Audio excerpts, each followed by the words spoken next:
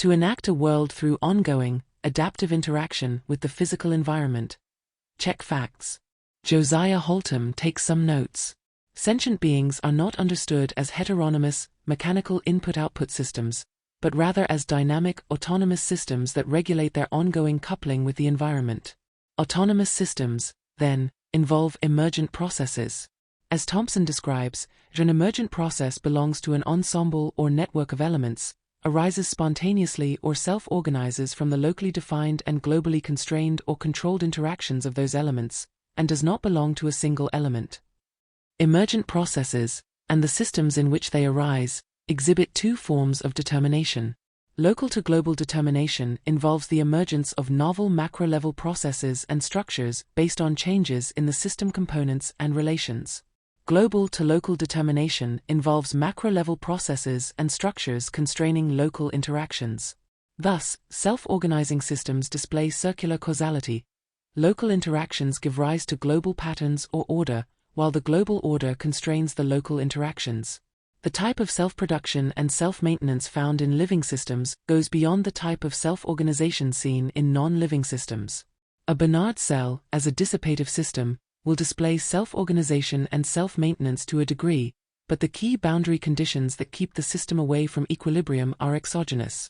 In contrast, in truly autonomous systems, the constraints that actually guide energy/matter flows from the environment through the constitutive processes of the system are endogenously created and maintained.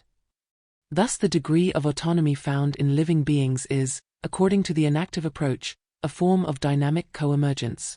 Dynamic co-emergence best describes the sort of emergence we see in autonomy. In an autonomous system, the whole not only arises from the organizational closure of the parts, but the parts also arise from the whole. The whole is constituted by the relations of the parts, and the parts are constituted by the relations they bear to one another in the whole. Hence, the parts do not exist in advance, prior to the whole, as independent entities that retain their identity in the whole. Rather, part and whole co-emerge and mutually specify each other. The enactive account of human intersubjectivity essentially rests on two central ideas. The first idea is that self and other enact each other reciprocally through empathy. One's consciousness of oneself as a bodily subject in the world presupposes a certain empathic understanding of self and other.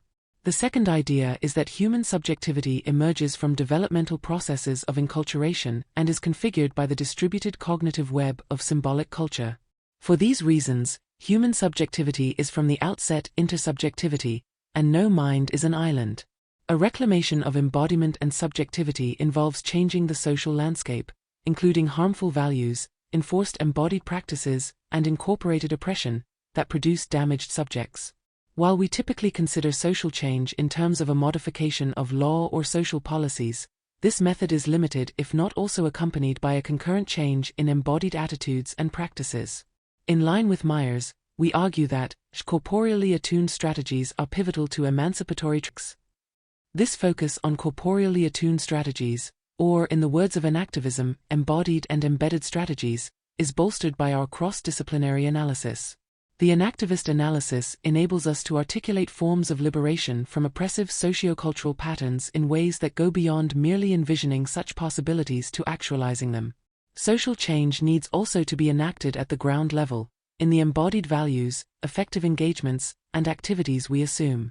Thus, recognizing the extent to which social meaning and value is encoded in the body, that is, the way, even social, sense-making is constitutively embodied, can contribute to the emergence of new domains of truly participatory sense-making and flourishing.